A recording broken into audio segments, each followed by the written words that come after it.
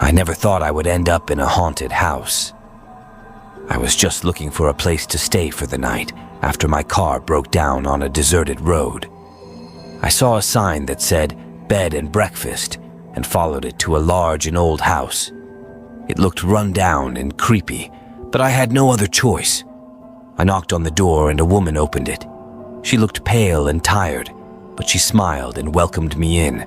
She said her name was Mrs. Smith and that she ran the bed and breakfast with her husband. She said they had a spare room for me and that it was only $20 a night.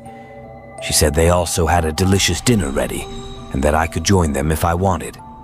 I agreed and followed her to the dining room. There I met Mr. Smith, who was a tall and thin man with a long beard. He also smiled and greeted me and said he was glad to have a guest. He said they didn't get many visitors because the house was too far from the city. He said they liked the quiet and the solitude and that they had lived there for over 20 years.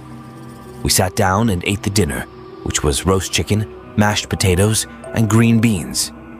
It was surprisingly good, and I complimented Mrs. Smith on her cooking. She thanked me and said she enjoyed making food for others. She said they had a son who used to live with them, but he had moved away to college. She said they missed him a lot and that they hoped he would come back soon. We chatted for a while, and I learned more about them.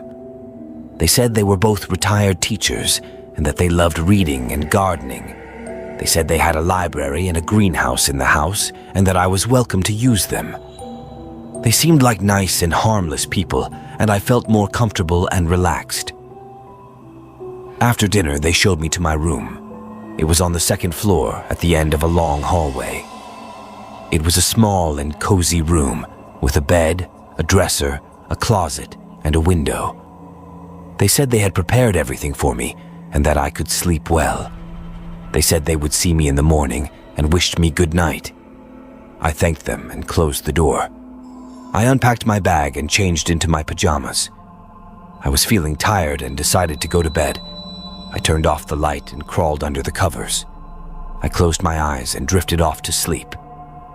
I don't know how long I slept, but I woke up to a loud noise. It sounded like a scream coming from downstairs. I jumped out of bed and turned on the light. I grabbed my phone and checked the time. It was 3 a.m. I wondered what was going on and decided to check it out. I opened the door and walked out of the room. I headed to the stairs, but I stopped when I saw something that made my blood run cold. There was a body on the floor at the bottom of the stairs.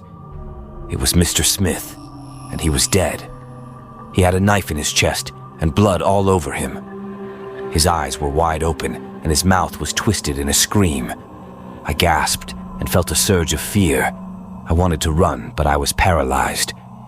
I looked around and saw Mrs. Smith standing at the top of the stairs. She was holding another knife, and she was smiling. She looked at me and said, "Hello, dear. I'm sorry you had to see this, but it had to be done. He was a bad man and he deserved to die, and so do you." She lunged at me and tried to stab me. I dodged and ran back to my room. I slammed the door and locked it. I heard her banging on the door and shouting, open up, you can't hide from me. I'm going to kill you and then we'll be together.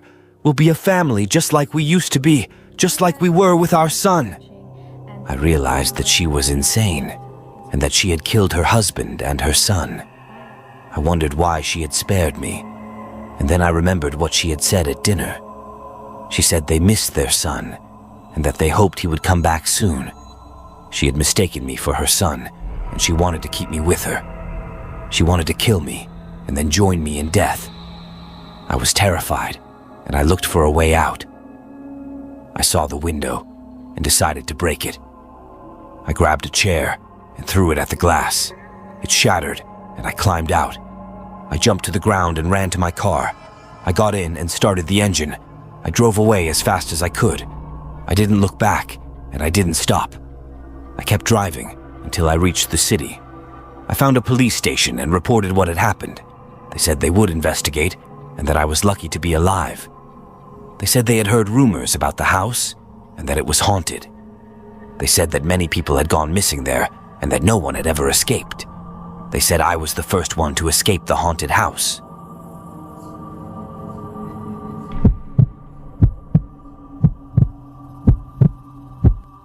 I always loved exploring new places, especially old and abandoned ones.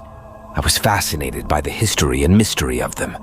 So when I heard about the cemetery that was hidden in the woods, I decided to check it out. I thought it would be a fun and exciting adventure. I packed my backpack with a flashlight, a camera, and some snacks. I also brought a map and a compass, just in case I got lost. I rode my bike to the edge of the woods, and I followed a dirt path that led to the cemetery. I arrived there after an hour of biking, and I was amazed by what I saw.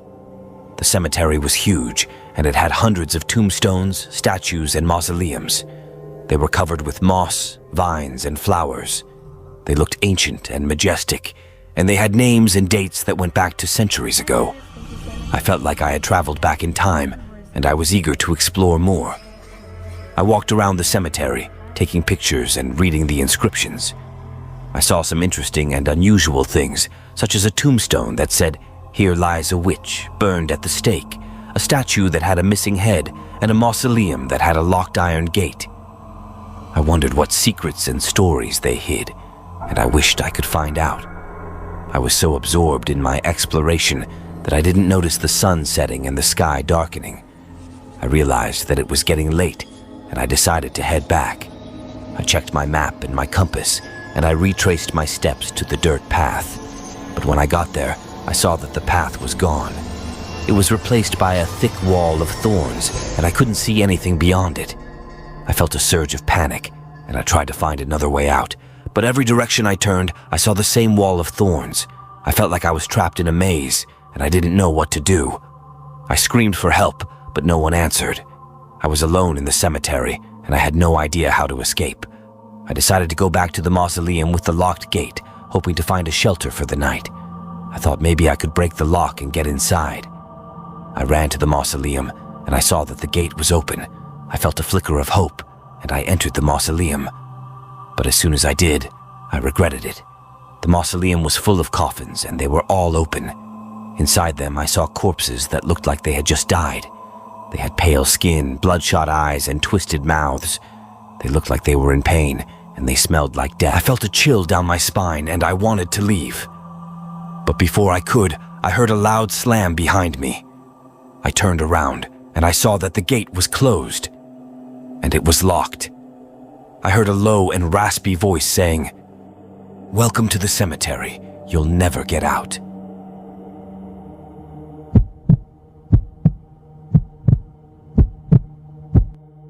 I never believed in ghosts until I visited the old mansion on the hill.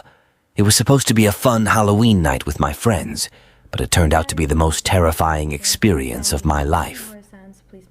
We had heard rumors about the mansion, how it was haunted by the spirit of a young girl who died there under mysterious circumstances. Some said she was murdered by her father, who was a mad scientist. Others said she was a victim of a failed experiment that turned her into a twisted creature. No one knew for sure, but everyone agreed that the mansion was cursed, and that anyone who entered it would never come out alive. But we were young and foolish, and we wanted to prove ourselves brave. We decided to go to the mansion and spend the night there, hoping to capture some ghostly evidence on our cameras. We thought it would be a fun adventure, a thrilling challenge, a harmless prank. We were so wrong. We arrived at the mansion around 9 p.m., armed with flashlights and cameras. The place looked abandoned and creepy, with broken windows, cobwebs, and graffiti on the walls. The gate was locked, but we managed to climb over it and enter the grounds. We walked towards the front door, feeling a sense of dread and excitement. We opened the door and stepped inside. The mansion was dark and silent, with only the sound of our footsteps echoing in the hall. We turned on our flashlights and looked around. The mansion was huge, with dozens of rooms and corridors. It looked like it had been frozen in time, with old furniture, paintings, and books. It was like stepping into a museum or a nightmare. We decided to split up and explore different rooms, hoping to find some evidence of paranormal activity. We agreed to meet back at the entrance in an hour and to keep in touch through our walkie-talkies. We each picked a direction and went our separate ways. I chose to go to the basement, thinking it would be the most likely place to encounter something spooky. I descended the creaky stairs, feeling a chill in the air. The basement was dark and damp, with piles of junk and old furniture. I turned on my flashlight and started to look around, hoping to find something interesting.